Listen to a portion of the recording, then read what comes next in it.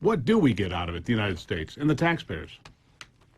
Well, right now, the tariffs are actually causing a pretty large burden on American taxpayers, on American manufacturers and businesses. It costs us about $50 billion, a little more than $50 billion each and every year to pay these tariffs. So alleviating them at any time, I think, is a good idea for the economy. But particularly now, the Peterson Institute of Economics actually says that it can drop inflation by about 1.3% just by lowering the cost of goods for consumers, for increasing the amount of goods that our exporters can get to other countries and generating economic activity as a result. I don't think anybody actually believes it's going to drop inflation by a 0.3 or a point and a half. I don't think that's a fairly accepted by whom. One place says that. Come on, Brandon. That's one obscure group of people that says that. I don't think anybody believes that across the board, because if they did, Janet Yellen, of course, I would be giving her credit for knowing what's going on, would be advocating for that. She's not. She seems to have no idea what to do about inflation, and neither does anybody else in the administration, not your Commerce Secretary, not your Secretary of the Treasury. Nobody seems to know what to do. I have an idea: increase oil production here in America, but that's just me. I don't see how reducing these tariffs, another gift to China from a family, the Biden family has given plenty of gifts to China and them to them, and the Chinese back to them. I don't see it.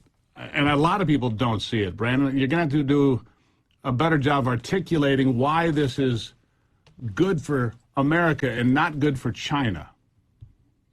Well, I think it's good for America because Americans are paying the tariffs. And if you look at tariffs on products like seafood, like clothing, like shoes, these are consumer level tariffs. So those are, of course, being paid by people, everyday Americans that hit, and they hit particularly low income Americans the hardest. If you're struggling to pay for your grocery bills, you're struggling to fill your tank with gasoline, the last thing you need to do is spend a little bit more to put flip-flops on your kids and get them in a new swimsuit this summer.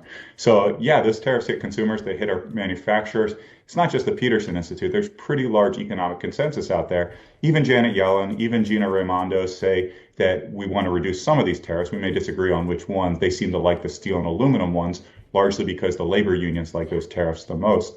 But they seem to be pretty much pushing Biden, unlike some other folks in his administration, to alleviate at least some of these tariffs. No, you're right. It won't solve all the problems with regard to inflation. So just so I'm clear on this, so I understand though, Yellen and Raimondo want these tariffs lifted. Is that what you just told me, right? Some of the tariffs lifted. So two of the people in the cabinet that are clearly economically illiterate, which is fair to say about either one of those people, they're economically illiterate. They want to lift the tariffs, and you agree with that. That surprises me. Well, I think there's a lot of other conservatives, libertarians, free market advocates that are very, very supportive of tariff reductions. We see that in some of the free traders in Congress as well, like Pat Toomey of Pennsylvania, certainly supportive of reducing these tariffs because of the relief that they would provide to Pat Toomey, not exactly a conservative either. And to be fair, Brandon, Pat Toomey is another squishy individual. You need better people to testify here. I like you. I do. You're going to have to do a better job of testifying. Pat Toomey, not a good person to put on the stand. Janet Yellen. He's the former head Raimondo, of the yeah, and? Well, and he's still not a conservative individual. He's not a conservative individual. You know, you look at these people. These are people that voted to send $54 billion to Ukraine.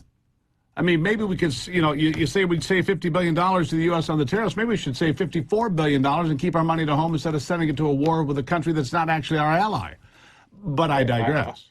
I think we would agree with one another on there needs to be a lot more savings. And I think fiscal responsibility is a huge part of the solution to this inflation crisis. Getting our economy back up in order means that we need to balance our books much better than we did. So I think we very much agree there, Steve. We need to cut spending dramatically. The American Rescue Plan Act that Biden pushed into law in March of last year has increased inflation to the tune of about 3 percentage points, so nearly double what I think the trade liberalization could bring to this economy. So that is the biggest culprit of inflation. Energy production obviously is huge as well. I think we agree very much there. Sounds like we disagree a little bit on the tariff issue, though.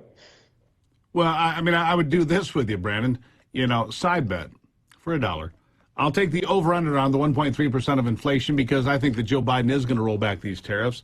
But as Robert Gates said, he's been wrong in every international policy decision of his entire life. I think he'll keep his record here. I'll take the under on how much it impacts inflation. Okay, on 1.3%, way under, in fact. I don't think it's going to have any significant impact because the real problem here is bad energy policy.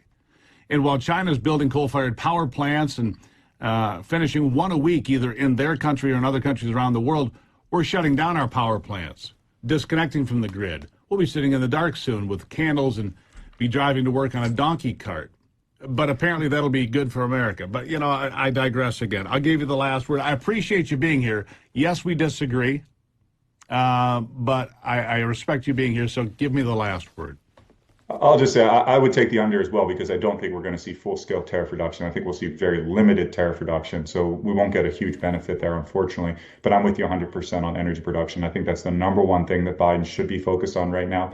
Unfortunately, he's not.